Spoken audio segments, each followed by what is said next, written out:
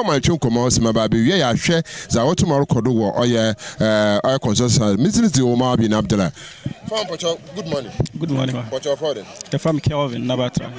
Say, Abba, consultant, the way you do. It's a half fast company and a Jumao site. I beg Miss Wood. Sit down. France hostel. I'm at CCTU. It's a shop with some okay. When they can say about 18 months and I hear we know. But me sure say be doing na at least achieve. It's a young share bamboo some safety.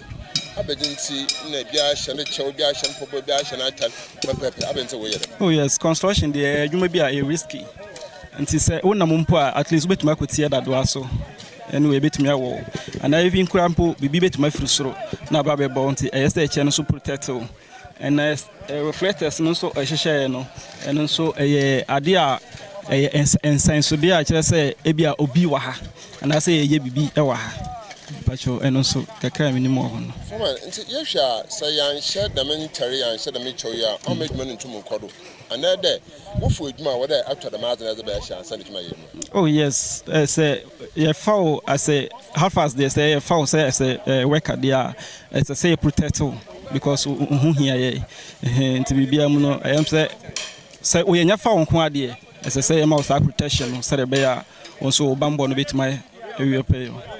Abana, I may marry you, Jumano, Messamon, mention for boy, maybe Madame Podwa by Madame Shoe by Madame Chow by Namen Shah. And maybe hope to have another when you. Yes, say, your monster protection, we know, to say safety, we know, your mount pabua, your mouth chair, your mouth flatter, your mouth t shirt. Now say one shot, a marano aerial to say, when you're Juma. So soon to me, I ain't to me no Juma, I want to me protect on, I ain't to me no Juma. Number two, say, who's a one shot? Only pano, your bema what's nasi, Saturday, no, when you're Juma. And so I'm said, dear home. And the mental information, if you fear about your big more information, another beside and order to Mr. Oh, near Mudianka, a Jumani idea, but so be so or not Tibet had the or Tibet Hanesi or Ponu, coffee, or bit my dear Conifi, or fear about which my share at the Abba. And they am running Tiasa, someone from Pio outside. Also, behind is no, a sense of you. And now, when I was a different kind of young person. Yes. The attendant at a shemi staff in the Saturday, a 4-man for engineers for in the chef Santa way. And two bones senior boss, Ankasa, bones on the Shishabi, bones a manager Shishabi. A difference, a woman. But the attendant, no, your workers, no, only now one uniform by now. Was it answered in our former area? Me a still branding for mine. Yeah. I'm the Domino Dawson, see, young share in pay for being so, and 2 minutes, Aya and Como, nephew on Tumnomba. The Yesha Oya Museum to Muzi, Achina, Yaya Bambo, Napomazenda, Abra, you had the funny here, Wood Muzi, into Yababa can saw her, Yesha safety at work, and Zama to Matida CCTU, Ganka Wood Hoodma. A mamma of Cabo, my hero, but my your friend is set that to below.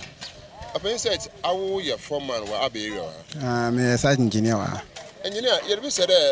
and Tamuku made ma, I tell you, Mutuma Shark, and abandon a 1 mamma in Tarama Hashes. Yes, share with the sense, say, first, as at a way show. Now, watch the cry. If you say, half as Nibanewa. And at 2, say, Obi Uraha, you was Nipa way on half as on. That's another point. Aha. It's a yes and turn to identify our workers and the safety of the human. Yes. Also, I tell you, shares no reflectors room. Indeed, a view was over 2 articles. A Bianipa on to whom to, but reflectano, a reflective pet. I was Nipa Bio, or Nipane shares at Terenobi, reflector room. Then Obetonibo, not wa Obetonibo, not wa shares a Nipana. And I any pana. I feel I know what 2 I didn't freeze through. And a helmet sono a bois as rentally. Or wait me actually knew as any panapi. Say, Nitine important. A hitting it here now and Hannah a protecting. Though a bit I bought ni show that baby, but I know a risky the sanity. nti helmet no ehia pa say obi anhye asana wura site ya yes adwuma ye no dadwa ho adwuma na ye iron ho adwuma na ye nti unhye we dadwa wowa first o how we how ama wankasa two aha company no because adwuma na say company ye program say be ye nda wo free ma e ntumi ye na two so e be do be ko hospital e sa cost here financially the safety boot no very important say o share asana wura site as company you to me you was safety measures be the prepare my ye hina e bi ho tochima butum no ya hwe na enu de e wo ho because yen ka say mam safety PPEs correct enti baby see a enti immediate baby see immediate your first aid swanu swanu hu say entumi boa say na ye pe a safety after first aid no as a rush call hospital into na cars no so esisi ho better was about foot na dem or site workers are off able to be one pedal wash and terrain na wan kasa ofifiala oba pro yeduma oh dabi ehun hasan ya adwuma ba ehun say workers no o ma so yedi oh na me so me ani ba ko me wo esro me tun hwe bebia aka mbe piesu na me so onhia first thing say me pam free ho don ko she onhia na mama ko absent ba unfortunately say me hu na o fa ho didi a eno ane so I want one shot na wotumo ho na abasa na o ka kire very good me ma omunya che ba me nim de na omu de say omu report mami na me aka san o buy kwa say me free other side eba nti me nim say omu de say omu de tu ho me ba so me san frustru because me say me setting so osro ho aha ka me home kwa ka me pam free ha better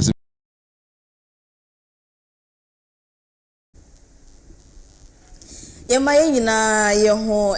happy World Day of Health and Safety at the Workplace. And the 28th of April 2026 and AFIBA no a day dash no kwa ye isi ho na ye de dwendwen edwumayefo ehun hia say abre no bia say wan kasa mpo wo ye edwumayeni anaso say wo edwumayefo mo ye edwuma ma wo na abre na bia no obedwen omo safety ene omapomuden na Coastal TV yenso ye de aso ye nso say eda ete saa no ye bedi nkomo a efa saa nyemen ho na onso a wo ye adwumayeni anaso say obi ye adwuma ma wo no wetimi ehun ne esesa wo ye na wo de bon ho ban wo adwumam na ofa wapomuden so ofa ne serious wo adwumam ho eninti na eno a ye call CCTU na ye say ni Omar bin Abdallah de sa amaniboi de ebreye baby ejin so ye pese ye di nkomo kakra wo fie ase na yensa ka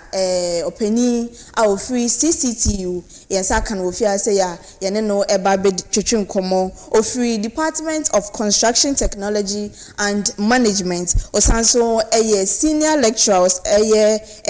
faculty examination officer was Department of Construction Technology and Management CCTU nidino engineer Dr. JERISCOT Henry QUAYSON on say dini de pa ai ono na yenya no ofiase ya ye ne no eba betwetwe nkomo yenche ho no engineer Bocho, good morning. Good morning, madam. Yama akwa abanso eba Coastal TV. Yeah, enya. Na yeji say nyame adom so aponu mu ye de. Oh, nyame adom. Aponu mu ye pa. Na ko panse. Enne World Day of Safety and Health at the Workplace no. Bibi say no hu hia say bibisa. Say wapomu ye bibia ye fine. No kre. Yo, ye sha say no Madi kai I introduce say o ye senior lecturer esanse ye faculty examinations officer Department of Construction Technology and Management CCTU. Ne di kan no ene ye nche kakra niema amoye sa department wa ankasa CCTU no ene etiefo nche kakra. Okay, madam say michia etiefo nyina obia etie oye Coastal TV na anope obia just enkan say na ye World Day of Safety, Health and Safety ade ehun hia pa nimpa na apomodin ene ne nkwa ne mba hina no ubenye sika efi ahoɔden ne apomodin nti ɛho hia pa edikan Cape Coast Technical University Department of Construction Technology and Management one of the oldest and the greatest department ɛwɔ Cape Coast Technical University yɛtete amanfo a ɔmo ɛpɛsɛ ɔmo sua ɛfa edansi akwanye road railway anything infrastructure bibia ɛfa edansi any say yensi bibi no ade a yetreni enkwala dodo bia ɔmo pɛsɛ ɔmo nya santete no yetreni ɔmo ɛwɔ saa akwanya no so na adwumadie bebree na adesua bebree na ɛkɔso na yentume ɛmobani hina so na mom nea ɛde kɛseɛ ne sɛ obia obetumi aba Cape Coast Technical University abɛyɛ construction technology and management no owie ne nteteɛ na nneɛma mmiɛnsa na ɛde ɛwɔ sɛ ɛsɛ sɛ yehu ɛwɔ nipa na abrabom edi kan yɛ sɛ quantity surveying sɛ obetumi ebu edansi ho akonta sɛ wopɛ sɛ osi dan onya plan na ɛwɔ sɛ otumi hu sɛ saa dan a osi saa plan ni wobɛsi bewie no ɛna saa kai ana saa sike na wobɛhia na wode si edan ewie ɛno yɛ baako adesua edikan na ɛtɔso mienu a ɛno nso yɛ tete wɔn ma ɔmotumi hu ɛyɛ construction management sɛ kwan a obetumi afa so na waboa wo wakyerɛkyerɛ watenetene wo wudan a wopɛ sɛ wosi a na wo project a wopɛ sɛ woyɛ no wobetumi baby ɛsɛ wo fa na ɛsɛ wo hia obetumi nhyehyɛ a ɛsɛ odi gu akwan ma edan no bibia bɛkɔ so pɛpɛpɛ na wonsa aka wosafo we hu sɛ ampa wasa sika na mom we nya ho mfaso na ne ɛtɔso miensa ɛyɛ sɛ yɛtete amanfo ma mo etumi supervise project or construction project work sɛ ɔhwɛ sɛ nea efiri na yɛde egu nkrataa so ene nea ɛwɔ wotrim pɔ ana wada ɛso a wopɛ sɛ woyɛ no saa pɛpɛpɛ ɛna ɛkɔ so nti ebi a woba na obehu ni dan na obehu sɛ weni bagye ɛnyɛ sɛ mesi na ebu ana sɛ yesi na egu so si na dan ni adwere egu ɛyɛ nteteɛ yɛde ma ɔmo nti obi a obewie construction technology and management no yesusu sɛ anya koraa no saa dwumadie miensen obetumi ayɛ and if na komishia obi a wose we school or fast department we also menya no quiz na me hu say we hu sa na mani na and because of and near celebrating into no I was say yentimi nkasa fast safety any health ho at the workplace abra yenka workplace hazard and ho asem na workplace hazard brofo da maka nti me pese anka o kyerɛ mu obi a wo hwɛ ye bi a woni made e friend say workplace hazard no obi hu ade kwa ye kan ho asem ene mate so ye kan itiawa ye baka say workplace hazard bibia ebetumi ama wewu anese ebama wo ho atochima anese ebama wayare nti anything na ewo wedwumam ana edwuma bia wo ye no en ye biara na bibia akwansidie bia ebetumi di owuo ebetumi di yade ana ebetumi ama waye bafan anese watochima no eno na ye ka ho asem nti ye ka say workplace hazard sa na epi akire your society ni mo then you beka say some of the common workplace hazard you tell hu pa in general any construction kwan but in general no common ones bia you tell hu ewo yempotem yo meka emu 6 emu nsia na edikan physical na ekanyen nti ebia obi aslepe anese yebeka say dede your heat ene ebia bebia wo hwɛ bebia nimpa ni gina fa akɔ nimpa ni gina no ɔyɛ adwuma no wo hwɛ heater ɛwɔ hɔ no aso saa heat no ebetumi de hawo bi abre nimpa no nti ɛno yɛ nneɛma a ɛka wo physical body na nɛsɛ obi a bebia ɔyɛ adwuma no nneɛma a ɛwɔ hɔ no ebetumi ama na slepe or slepe bia obi fante yese watrew a obofom obepira ene ne ekeka ho no ye number 1 number 2 chemical nneɛma yɛde yɛ adwuma detergent ɛne paint ɛne some chemical bi a yɛde yɛ adwuma no aso sɛ ɛho pampa no ɛfa wo so a ana ɛkɔ wo hwenem na ɛkɔ wo mu a ɛde haw bi ɛbɛbrɛ wo ana nti sɛ ɛno de haw bɛbrɛ wo ana ɛsɛ de ɛkwan na wɔsɛ wɔfa so na wɔbɔ wo ho ban nti ɛno yɛ number 2 number 3 ɛyɛ biological biological no yɛka no sɛ viruses blood say blood bombing ɛne yɛwɔ ebia nneɛma bi a ebetumi de ebetumi ahaw wɔ sɛ yɛka sɛ wapo muden ho ensam no ɛno nso ɛyɛ nea ɛsɛ sɛ yɛhwɛ ne yie na ne ɛtɔ so biom yɛ ergonomic yɛ dodoɔ na yɛma nneɛma so ade a yɛma so no aso yɛahoɔden yɛkeri yɛahoɔden ahwɛ na ehu sɛ nea yɛma so yi ebetumi de haw bi abrɛ minimum obi a ɔno agye ɔbɔ no mu ase na wapeke ade ofom ɛno ano no ɔteke ntumi ansɔre biem esi a wakyea minimum obi mpɛn pii saa nneɛma ni si a yɛde hyɛ ahomane madamfo bi ankyɛ bia me ne edi nkɔmɔ wɔ phone so ɔsɛ adan ɔsɛ ne sisi ayɛ dan ɔsɛ ontumi ntene mu den ɔsɛ ɔkɔ adwuma mu na ne bag na ade to fom na ɔbɔ no mu ase yi entampa na yɛatwe ahoma mi ɛwɔ ne sisi na me sɛ na usisi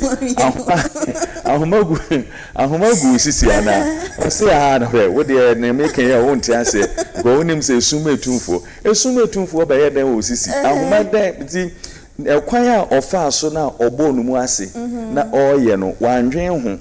nti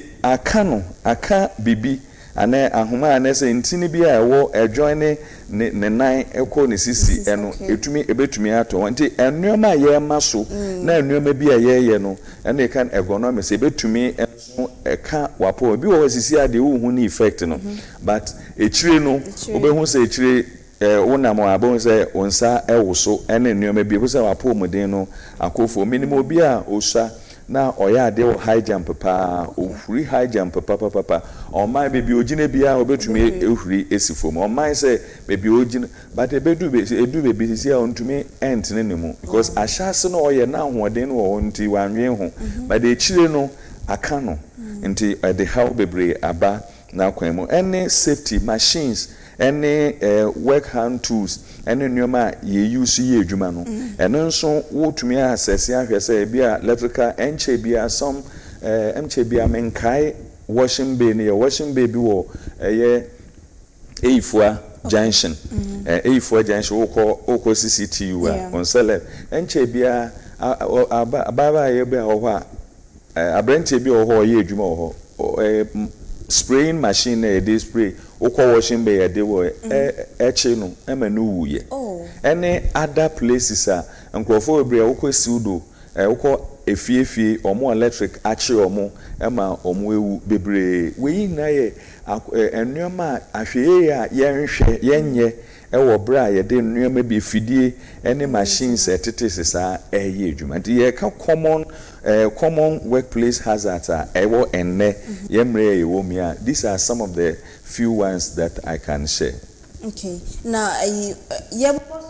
na me dream say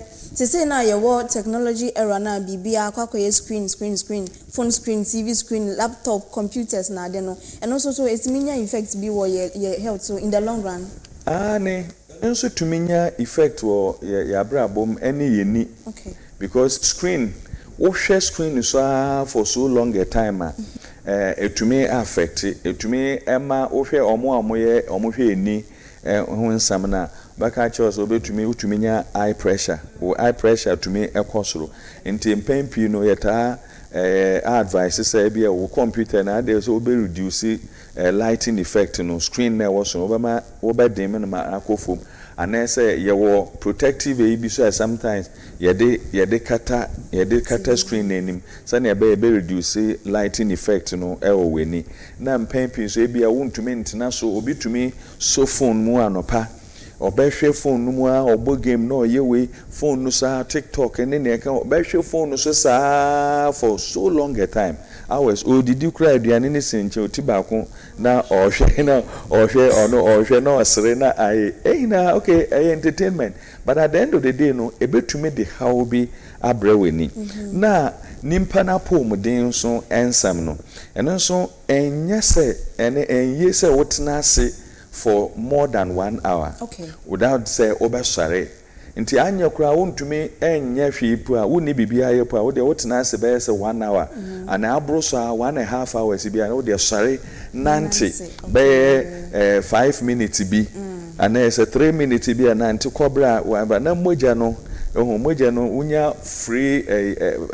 blood circulation oba na wasan abetena ase na wasan ato aso but obi betumi atena ase faako fiti anopa obetena ase saa jonso de no osori akodwonso kura ye ne ya eso osori akodwonso enti saa nneomani na de how eba yapomuden ene yabrabom ne nsonsanso ne se ebedu bebi no wanya na se honhom ha ne obeka ne se ahohom be ena omoye so na wa nneoma nketenkete bi a wa hye no so no eno na de saa how no ebrewo Yamra construction specifically. Ye students are using construction work. Any ye masters no so. Say ya pon ye hona ye juma kakra no. Ye course site hona. What are some of the common safety measures what you putting in place to prevent ourselves from this health hazard safety hazards na be workplace hono?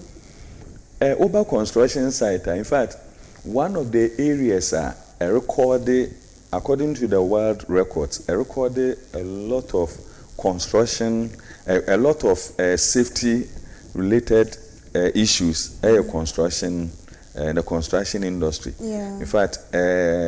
we lorry accidents near Yifriwa construction industry, one of the places recorded highest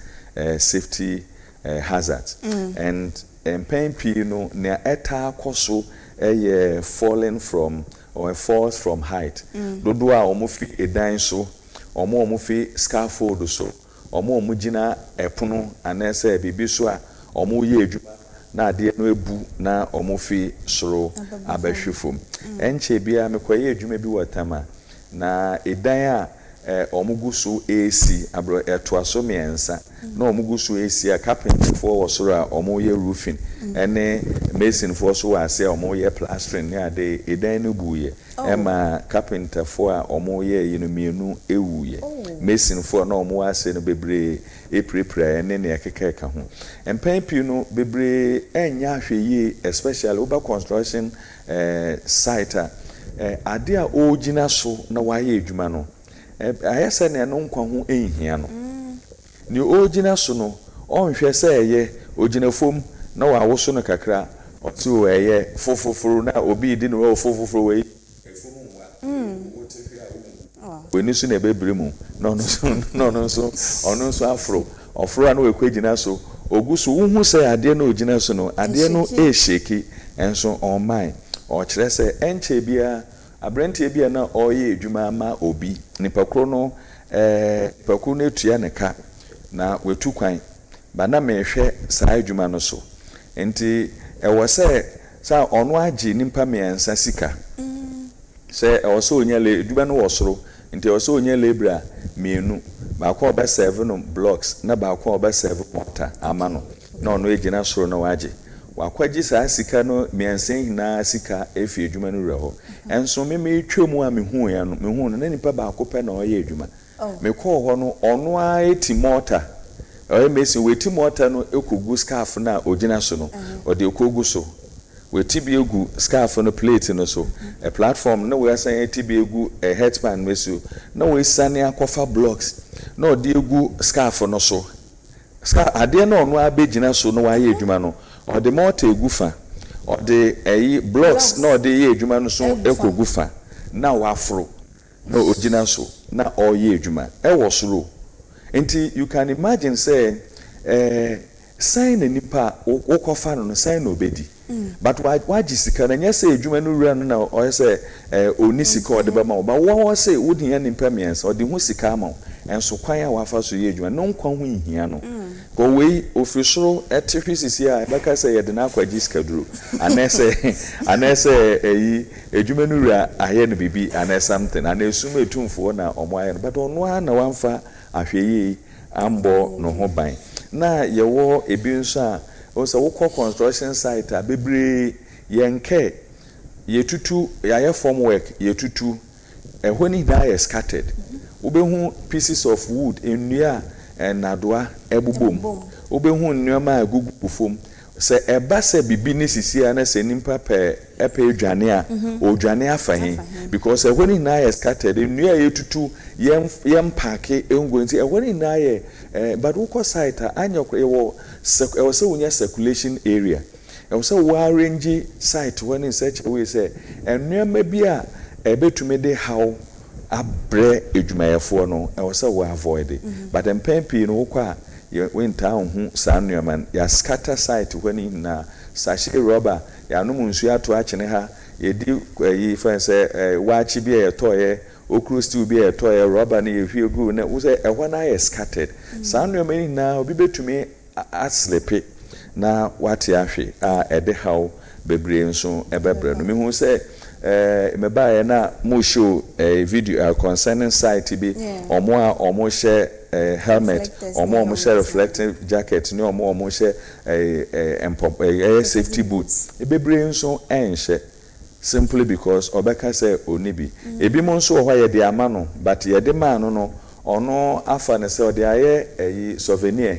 ukọ bebre dan mu a ne helmet ene ne helmet ni ne boot ni ubie no pon a first na when you beba so ne ode aye say souvenir but obehye empabo bi ana atere bi akwa site simply because site ho no okọ no enye priority opa ahye opa amanhye ba ukọ site bi a serious site a won sha won tumim biem meko site bi ewo your friends testimony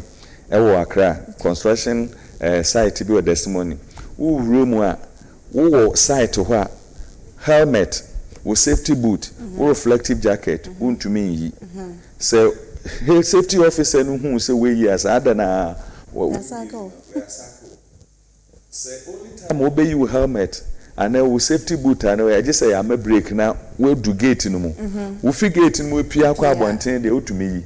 na mom wo be wuremu na won sha ye ma kwan ma won wurem these are the rules ewo sa site no nti me say many of the construction site no at the samre ye adwuma nka man from fast almost safety PPEs personal protective equipment no mo fanye souvenirs na omo fanye na uko be bebre so dust enfutuo eno so edi enya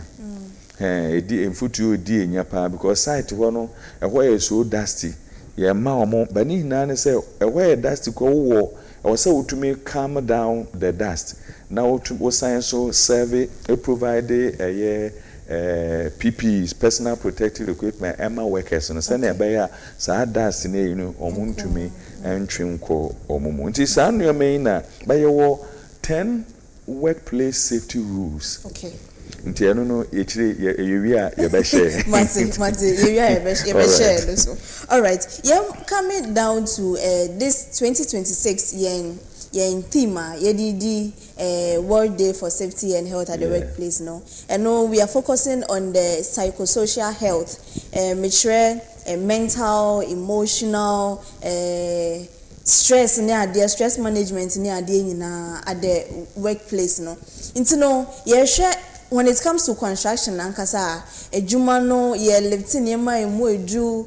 sometimes obibeka say ejumano is not for the weak. Physically and emotionally na long hours ye working overtime ye person complete project being 10 times so no sani manima we na ye kikani na ebobu no na how does it affect a worker's output at the workplace make the psychosocial aspect of nipano but I say eka psychosocial aspect of nimpa no a need training any enforcement of the law. Okay. Because construction company nankasa no, the priority with respect to health and safety is the priority ne say amount for no may adwuma no na yenko. Because safety cost. Because amount for epria wo adwuma mu a menji ni say obi any individual be aba prefer say memfa ahanye example. God forbid. You can imagine say bia a Coastal TV nyame mpengu say ebia January started January nipa baako efrim ewa ha ye ba February nipa baako efrim ye ba March nipa baako efrim okay so why no be person obeba Coastal TV because obi anim who will be the next and even the people here no cry be sure say hey masa and me kota dia ba okwa on baby construction site no so obi prayer the long so long as amount for a prayer and amount for air touchman no e de adwuma no ni ye de kofum ba company bebre enhwe ne sa omo adwan so nimpa de bia nimpa pa adwuma enti obi kwa ebi nso baba but bebre construction company bebre wo ha kofum obi ba enne ba ye adwuma ochina on babiem because onim nia ochina ebesi nti otetansa ode no abechi nti social eya ye ka no say e wo say ye ma companies no e train amanfo a omo betumi ensure the policy of health and safety e we adwum say na ebe ya amanfo a omo ba adwuma no omo ye construction no omo betumi ehu say ampa me kwa adwuma na masan abefi ahoden mu because me kwa say memfa menkwa enkodi agro wedwum anya kura obi wo ha ohwe se ne esese meya menkwa ho entwachima no obi hwe wo ha o monitor no ohwe se meye ne sa nti se ye kwa ne sa no a eno betumi aboa ebe ma obi a de adwenpa kwa adwuma na obi anso de adwenpa abefi but many of the construction sites don't have even health and safety policies. We have it on paper to we submit it for the award of contracts. Yeah, and one because most of them you don't even have health and safety officer. And when I say baby or more appointed being so health and safety officer appointed on one onim hawa also of fashion or yet nejuma. And these are some of the lapses and a World Day of Health and Safety no. Yeah, boss to say amount form facade and call and your construction you can health and safety but your construction site we fear we kitchen also we ensure health and safety. Okay. We dry wa kwese dry we dry na also we ensure health and safety. Wo demu also market woman oti dwom oto anyado a nto sene ne also ensure health and safety. Edwuma baby health and safety cut across everywhere. It doesn't have any boundaries. Nti any baby I say had there you ensure health and safety no me hwane there you betumi ejemu sa because say a how ba e bia nya wonko na e how no e betumi akoetie o betumi akoetie bi mu enche bia em say hisi ayu hu say dum so e kokoso na yate ne say akosombo one of the transformer eboa ejatom nia ebi sese eba ne sen den na omudi gu akwan mu na esese omudi gu akwan mu a omoye anese omo anye wan na ye na sede se ohwe se efimre to mre no how do we maintain some of these cities because you say how ba anese BBC here the how bebre babra amanfo saa na esi ye no ensi wo fie ensi wo adwumam esi wa akosombo but look at the effect the whole Ghana we are all enjoying the effect what say wanye na esese wo ye na how bi ba ana kwensidie bi ba the how bebre ba ewo enye wonko a ene amanfo a omonso rely on you engineer dase na ye mami sanso misa society na ye wo mu no it's in such a way that ye ka say bemansu se bibi ye okra na wo ye bema de onsu bema de on show emotions na de nti na most of the time ye mema ni bebre or how mo call into any psychological problem your person obeka because okako ken ye best friend say na be man so na oba be show emotions ye say even at our workplaces impono and also say we as a construction site impona ye supervisors site engineers ekwan be no mo be provide environment ebe boa ma sempo me ye worker na say me go into any psychological problem impona metimi aka masem ache me supervisor and also say me site engineer and also say any counselor owo medasi be man nsu tete in the stone age and then na kasa be man nsu na mo man na de be man nsu ko we nsu mu be oya Yesu kura su yi Jesus wept Yesu kura su yi na wo na wo nsu adenti na wo nsu say ye be sere wonti ye sere wo su na ye sere na wo benya ahoden na wenya apomuden na wenya nkwa sen say wo de be show mu na wewu nti Yesu su nti Yesu emema na omunsu no omunsu ba nya se esujenjan esujenjan de no yenjintum but supervisor ye kasa supervisor leadership role nti ensebesebi enye obia na no supervisor but yemre so no akoye se wa che wadwuma minti we beto no nti we na wase odinani nti oni any leadership qualities and so a supervisor obi kana samoa obeka oba yoka na also na wa do edi ma we ra bro na no say we was say you have to exhibit some leadership qualities by getting to the person at least as a supervisor no I was say won crofo a woni omo ye adwuma no also who among them and ye or sanguine who among them no ye phlegmatic or ye quiet but won say opushi who among them no ye choleric or no there 1 2 3 hunam pedwuma who among them no ye or ye if I say melancholic ebia or no there or ye if it must be done it must be done well nti I was say wo supervisor and wo tumi hu adwuma yefo no krofo mo hye wase no hu obia ne ne nti na ebe ya se bibi kọ so ene Susan wo bai ebia na ana wo bai wa ya medo oh my sister then na kọ so talk to me ene men kasa then asam na kọ so oh enye starting the obaka say enye bibia because obia pe obia obetumi enya arehemu onum ansa wetumi aka na asam akire no nti se mini arehemu wo mu ebe den se metumi aka wansa but many of the supervisors no ntumi exhibit sa potential na eba ma omon crofo om subordinate no betumi aka enya arehemu wo mu aka omon nsam akire but ono afere se masa ehwe na enye ready da be adwuma kofie no bi mra nti eno anu nti ama eye den se bebre most of the injury ekoso adwuma mu na ebi nso efa saa ene all be adwuma no enye adwen a ode be adwuma no onye sound in the mind nti affect na adwuma oye na input no so is being affected saa nso na kwan ahokeka ode adwuma no be affected but onye bia o kana asama akire no nti ohu kwan a onfa so nti eno an so be hye no ho saa na waka because okaken ebia be ma nsu samba bem na nti e was say supervisors ahoro no tumi hu nnuama etetete saa na omutumi se ombeboa yenuanom a omo ne omo ye adwuma no enye de bia na wose utrotro bi off enye de bia na wose at least as a leader there wose wunya different faces because wanya obi nso de bia ohun says oh de bia no so be shada pretend na wa begina ho no akeka kansem bi wa yese se na ira ho bi enye hwe wo de etena ate kakra na je se obaja ketu onye adwuma nti e wose utumi hu e balance all these dynamics and so na be ya betumi abua. And supervisors, we are there as fathers. We are there as leaders. We are there for the workers. And se utumi ma workers ne yedi ehia wa wonso we yedi be abua ma wa so adwuma ye de ahye won sesa hweso na omonye no etumi kwantantam. Because ye onkrofo bi wo ho a omutumu move adwuma. Though oye rough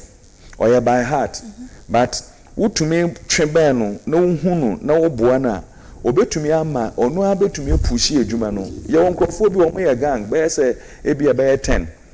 ne ba akobeka no enu anu no obia beja atum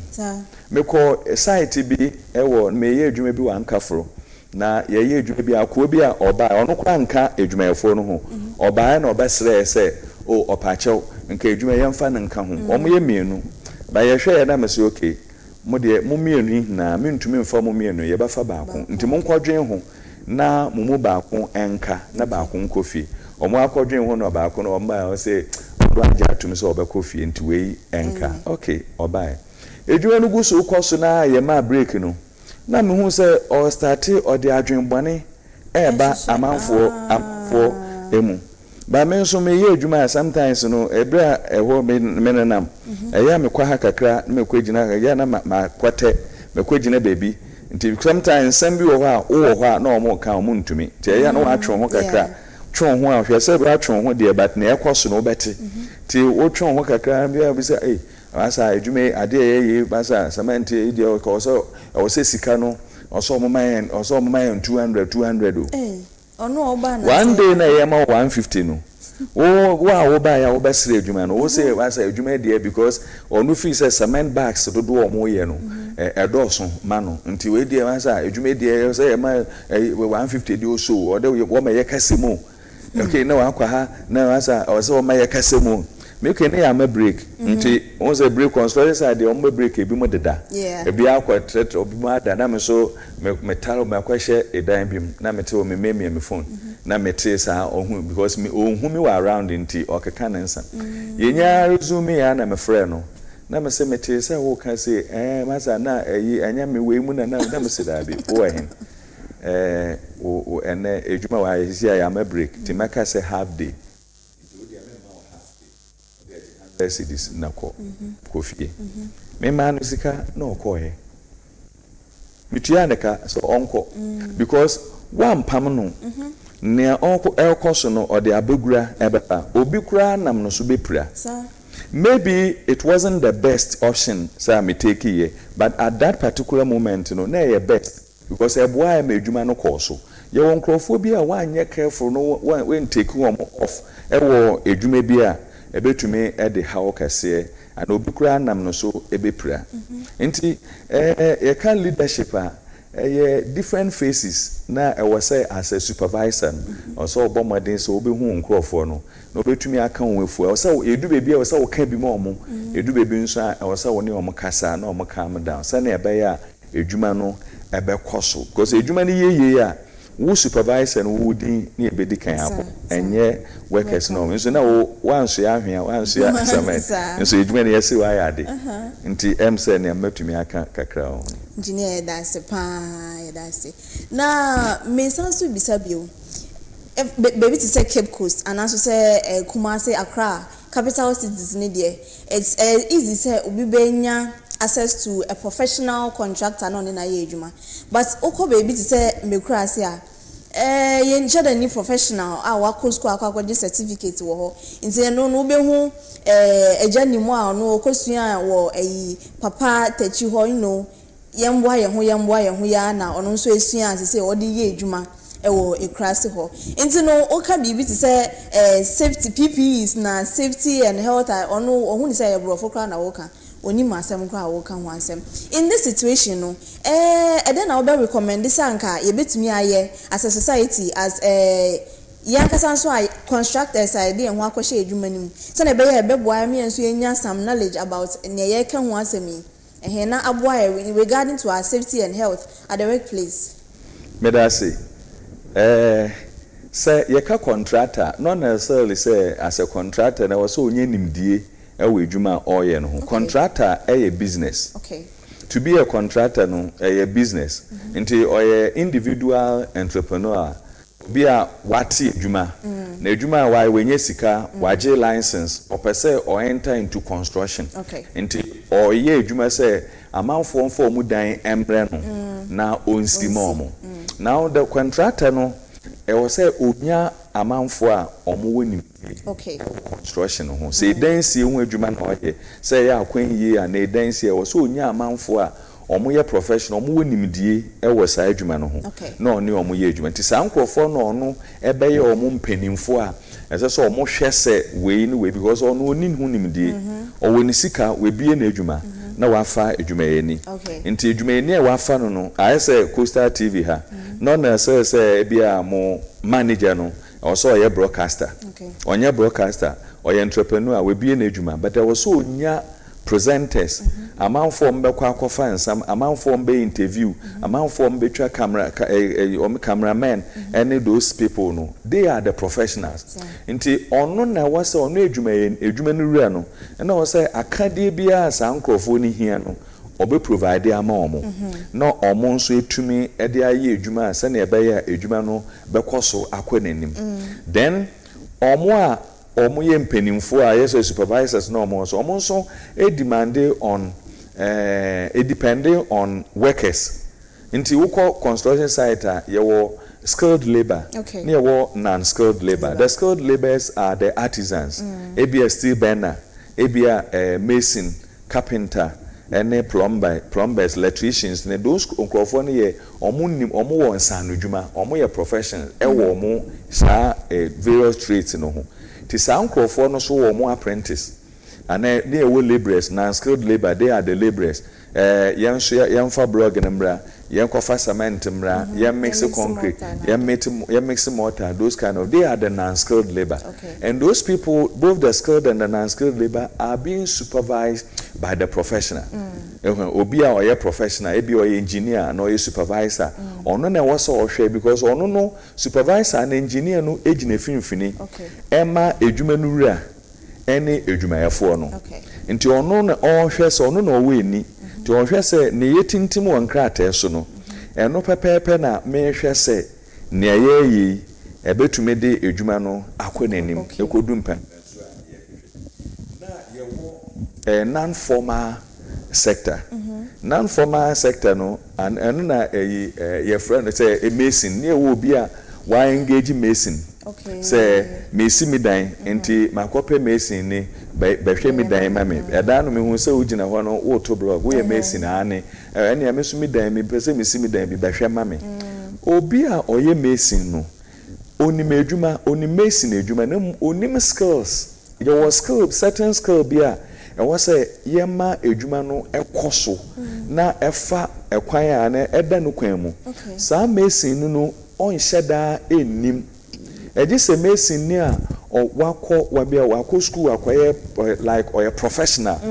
ehun na ono aso ye mason or skilled and or a skilled labor na at the same time so ono aso or a professional but no kra mpo no a watchman still needs somebody to watch nti wo fa mason pempi na eta kan se enye se obafa mason no nko a se onye wedwuma maw anya kura pe obi a oninimidie no ebro mason no so se na ebe ya oba check mason no wa hwe se ne mason no eye no efa emrem anese efa enkrate na the plan na ode ama no pepepe na oye na ekwan ofa so eye edwuma no enya ade de hawo ebebre edwuma no enche bia me call site bi na me kwaje machine bi wo madamfo bi ho na me friend no so over site nti oye edwuma bi wo ho nti anka memre o the machine no ko nti me ko akwaje me ko he na me hu se o mo hye flow slab me dodo ase o mo hye flow abrosan nti na me hu se o mo hwie cement half bag egu concrete mixer no ma o mo de ahwea ahwea wheelbarrow mienu ahwea wheelbarrow mienu ene mboba wheelbarrow miensa na o mo digum machine no mu machine ne loader no to omo de ahwea wheelbarrow omo flat 2 na omo de emoba 3 egum na omo de half bag cement na omo de egum na omo amaso egum me hu ye meyem hye me enti me madam me do ho my friend madam for so oya banti okoi ba na me say na mo adwuma mo ye na mo ye ne say dey mix ratio na mo use o say ye 1:2 na me say na 1:2 na mo ye then wo ye enye 1:2 because we ba kon headpan me headpan 9 inti headpan inti si ane wo ye ayese wo ye 1:8:12 inti wo de because cement wo fa cement kotokuo ba kon a ewom headpan mienu inti wo de half a ejese wo de headpan ba kon na wo de headpan ba kon de ahwea headpan and a headpan and watchy because wheelbarrow ba could be a headpan 9 into what the wheelbarrow mienu a headpan and watchy now what the wheelbarrow and mobile miensa a headpan 12 dumienu nti ode cement headpan baako cement bia no ode ahwea headpan 8 ene emba headpan 12 no de ye sa adwuma wo ye aso flow na wa hye no ahoɔden a wo bɛyɛ sen nsuo tɔ a ebewin ebe leaki enche bia bon say aye hojo because ebe pause enframa epebom no ebe dɔɔso ti ebe ya ne say iron rod na ewo mu no nsuo dan no so ebe memene ememene ebe ka iron rod no be expand a ebe say ebe kurudu ebe rusty a na obi ho say cracks na start flow no mu nti cracks na start e wo say ase no because iron rods na eben ase no nti wo say ase na start say wawe empempi dodo no hu ane omo ya ne say na omo akofa mesin akota cement na omo apache wo fam no still ebe why simply because ejuma na nkasa na ya ye no endi mu ba ne awofa no so onye sa ejuma no nimdie a owo no ewo fom nti ne onim no na oya ama nti sa wunya obi animdie ebro no so a anka obetumi ahwe na nka waye niye because dansi wo eye sika enye sika kuma na ede sika ode be shem na ebe che ansa wetumi enye sa sika no enso dodo na emfa ahwe yi enko sa edwuma etesa no mu nti empen bebre no nkrofo aye for omo se omo ndi enim enye yedwuma man no eye nkrofo a bebre not all of them but emu bebre no omunimdie no ewo fom because nia osu edwuma no emre osu edwuma no ne hu say ne master eno no so ye last bi na me ka kire bi mo say hwe say we foundation nsuo ewo foundation no nsuo abetem because efom ho no nsuo ho ti nsuo abete foundation mu wa ye concrete wa fa nsuo amfra waye no dry concrete no we hwie gum efi say nsuo wo eyi no amu say adwuma wo ye say adwuma bone a wo ye if adwuma no wura no otene baby o okodi pa onim se na ekoso ni nti wo wafa wa ye say adwuma bone ama no we wie okotene dan mu a acha afe baako mo se tambia na ni dan no efi wo no ebesi window height no de bia na ehwa afo oh the same person we ya nsuo okay my yemfa we yemfa na akoto moba akoto tiles no dey abetile dan no ho say enche na awai simply because o si dan no ekwan a omofa ne okofa nimdi a owo no eno na ode aye adwuma saa amaw nti empempi no yefa amanfo a omo nimdie ewo se nyese wo hu so ye mesi na anti na wakofa na wo so wo hwe na ase de edwuma na waye edwuma waye ebi wahen for weni kwhwe na hwe se edwuma waye no etese edimu anese enfomso oso ba mpem bebre no se otumi kasa otumi rap otumi toto ankrofo nti na no an na yede edwuma ama no we anye ne yekura we nkani se ye ne se edwuma bi a ye frame wo ho amekọ ye mpo mekodi asam obi a na oye edwuma mesini na oye edwuma no na say edwuma no wura no wa abrochiri na brother na ohwe say edwuma no so nti mesin ne so otoantoa ni po ye edwuma no emma ne sister na edwuma no wura na wa abrochiri no nti ye je edwuma no free sa mesin no ye edwuma no abra na brother no kwa onim ose ne brother na hwe edwuma no so ama mesin okay no ye ma ono bae kofa no ono bae no obaye edwuma no west echire dan no kwa edan no mu achemienu wow because cracks if you soro abedefom because o say edan mu susa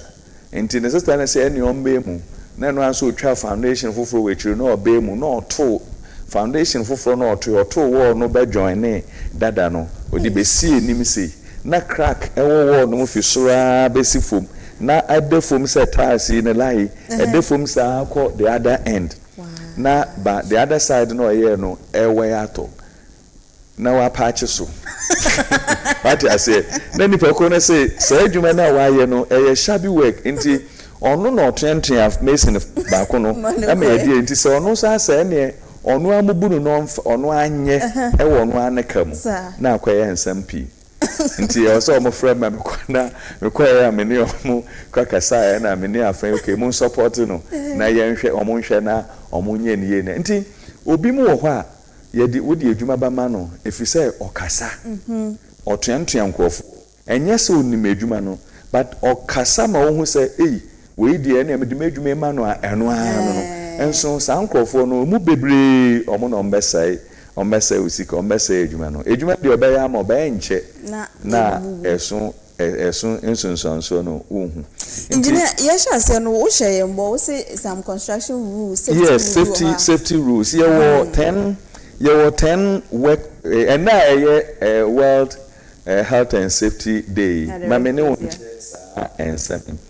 yeah in sisanka betimi amaye be 5 bia okay all right identity 10 rules for workplace safety edwuma bia wo bebi a wo say wo Costa TV so wo dwom wo fahin construction site and bia no number 1 here you are responsible for your own safety then safety of others obia ni wa say edwuma no bi ho kra all hwe say wo be ye edwuma no wo no kwan so say wo mpira kra wo a wo ye edwuma no you are responsible for your own safety. Yeah. And then if you can safeguard yourself, then you can also as well safeguard other individuals. For nyomo yeju because in focus say owo de don beko. Ebia ne wo ye no say how ba nya won ko na obe face obi foforo nso ehun ebe touchma. Then all accidents are preventable. Esia how bia ni kwa anka yentumi nsia no but empan pin ni mpa ye na adwen say ya na obeye nti obehu say odene saa na brother Bernard na brother Bernard nti all accidents are preventable. Okay. Then say do not take shortcuts. Always follow rules. Edwuma bia wo ye no pacho edwuma bia wo ho nhyehyeye pacho emfa shortcut. Okay. Ekwan esese wo fa so na wo ye edwuma no fa sa kwan no so se na ebe ya wo safety, wo health and safety will also be rest assured. Okay. And do not take shortcut. Then if you are not trained, do not do it. Okay. Say wonni hu nimdie a pacho manye pe hu nimdie ansa wetumi aye. But anyesa o metumi a we ya metumi a mekai misa minim bicycle ka na me akọ bi the bicycle na me say o ma mentwe bie o se wa woni me ka me say ane na me kwaje bicycle minim ka na me hu sa man 40 bicycle so me say no ano no easy na me kwa na me ko na ye ho no slope kakra na me ko gya na me 40 aso na me te bicycle so na ba me distie na me ba na bicycle kwahye obi hagim na me hu kwan a me mfa so enti bedimisa na maachia me body say so e ko bushe me the bicycle na ko bushe obi he sa bushmark dey dey obi fie ko say ma edua e wo me nam still mark no eda me nan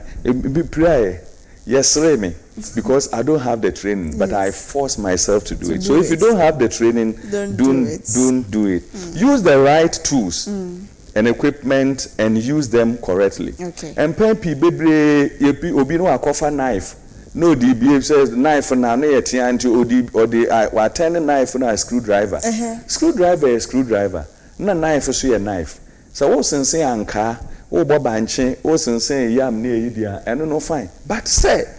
wo the screwdriver, wo the knife ebe screwdriver there emfa no kwan mu. Nti edwuma bia wo ye no pacho ehun akade a wo hia no ene na pe na faye memfa akade foforo bi say me di wei ekoye wei enya ade a ebebo assess the risk before you approach the work edwuma bia wo ye no e wo sa wo hwe say ensonso ben ensonso bone ben na ebetumi akame nti say we ntumi assess na wo do ebi na me say amadamfo bi a obonumu ase yi ade ewofom eno ase obo oteka o say ya twe ahoma mienu wani sisi na wono anhwe say bebi emigine mebo mu ase because bebre ma ade so a omunnim sane a yebo yemu ase kura ma ade epeja ade eno ase oja no atiem na wa maso nti sa ade no so how kase a eta edeba na number 7 here never wear loose clothes. Okay. Mesake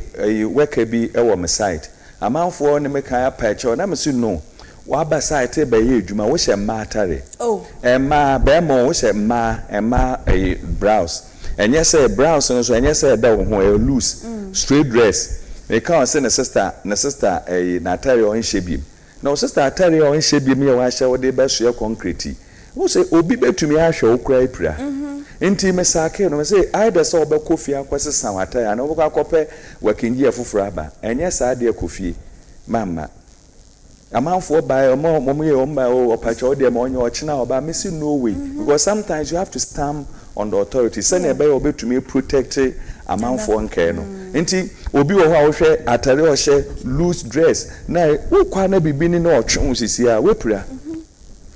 wo de hawo abra ejuma no wura ene ne a oye supervisor no so nti loose dresses enye ade na ye number 8 do not indulge in horseplay whilst at work bebre ye ko say no afa me de bobo na no okan no abo we no dimirika da bi ye nye sa na ma no wo ejuma you time bia me ka say nkraman agro nkraman no mu di agro we kwa no akwaka we no dimirika na ba yese di no so da bi ye nye sa wo ejuma emponkogro de ye ndi we ejuma do not endure them practice good housekeeping baby wo no at least sesie ho environment baby wo no me ho ahosesie ne ade enkoso because ahosesie no koso a eba ma ejuma na akọ. Then last number 10 always wear your PPEs. Tambia o personal protective equipment ye dey amo enye souvenirs ya dey dey amo se emmoa wo ejuma wo ye ntihwe se baby a no wa hye obi hye ne de kokrom obi enwumre wa pon ejuma na okofia na wedware odress ya na wa hye na ode kokrom sene ebe ya amanfo be hu na friend engineer but we engineer enye atare a wo hye helmet a wo hye na reflective jacket a wo hye no enne ma wo engineer enti PPEs ni emfa ma wo se hye kokrom na kobo life mo ye de ma wo se hye ye ejuma sene ebe ya how bi enkan nti sa emre se obia edi so a anka unhia watchman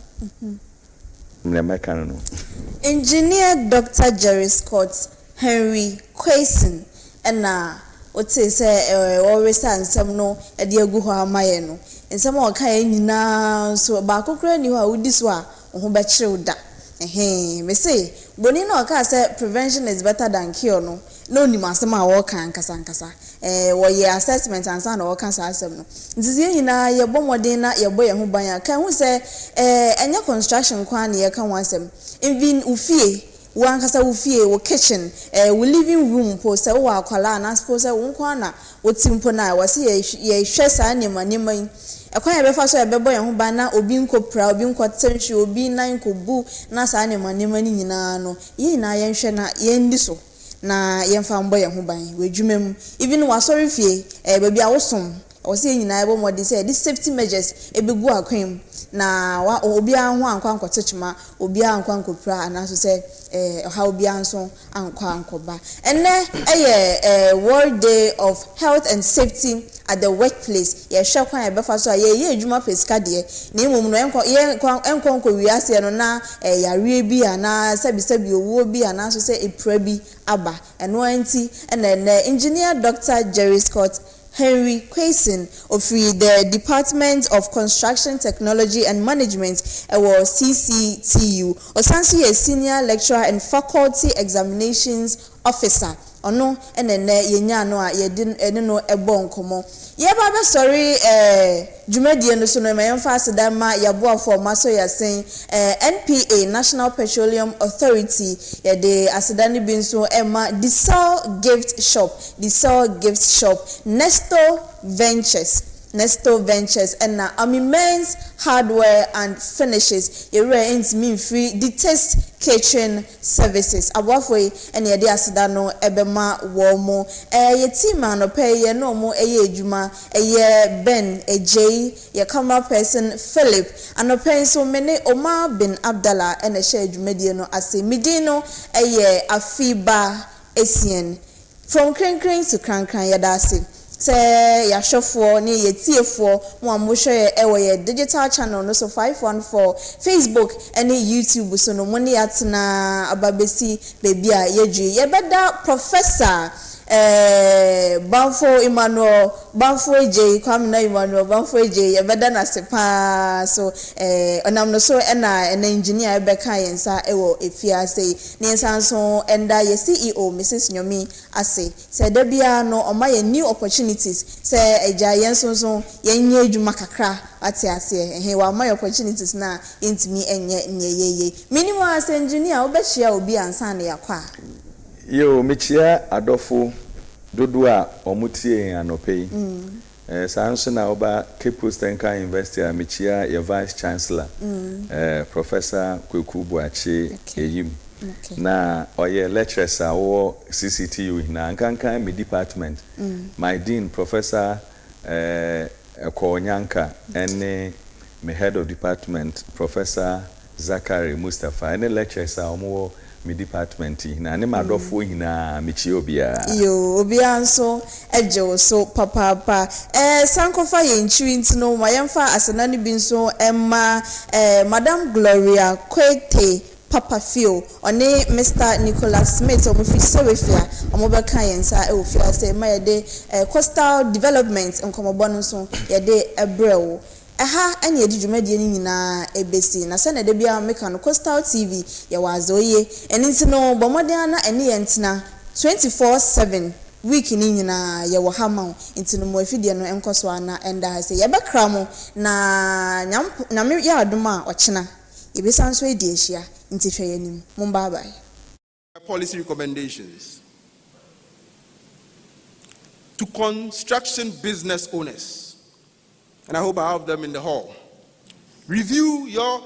HSC policies to include not just your company's needs and the health and safety of your workforce, but also the well-being of your host communities. Renovating schools, drilling boreholes, and donating to orphanages are great, but certainly not the only way to give back to society, particularly when you are faced with payment challenges. And I know most of you face that. Employing workers from the host community and challenging them to be agents of change in their homes and the community can yield a lasting, irreversible gain. Let us raise our voice, not pollution. To the Public Procurement Authority, explicitly include community health, safety, and environment knowledge transfer and community participation in pre-construction planning in the standard tender documents for contracts involving procurement of major works. To project sponsoring institutions like our great KNUST, let us amend the relevant sections of our policies on engagement of contractors to include an obligation for them to transfer health, safety, and environment knowledge to our members and staff through regular HSC education campaigns and drills. I strongly recommend we offer contractor incentives, include community health, safety, and environment training in construction bidding documents, and implement adequate monitoring. Now to the three arms of government. Please pass the Occupational Safety and Health Bill and strictly enforce all relevant environmental laws. This bill, a very important one, which must seek to establish a national occupational safety and health authority, not a commission, remains unpassed after decades and decades of advocacy. Now, what does this say about us? Parliament must pass this bill, and it must be assented to by the President with all alacrity. Nevertheless, as seen with the poor management of our environment, having the right laws alone is simply not enough. We have the Environmental Protection Act, the Water Resources Commission Act, the Hazardous and Electronic Waste Control and Management Act, and the Community Water and Sanitation Agency Act. But really, what do we see with our management of the environment? So yes, pass the bill, but enforce the laws.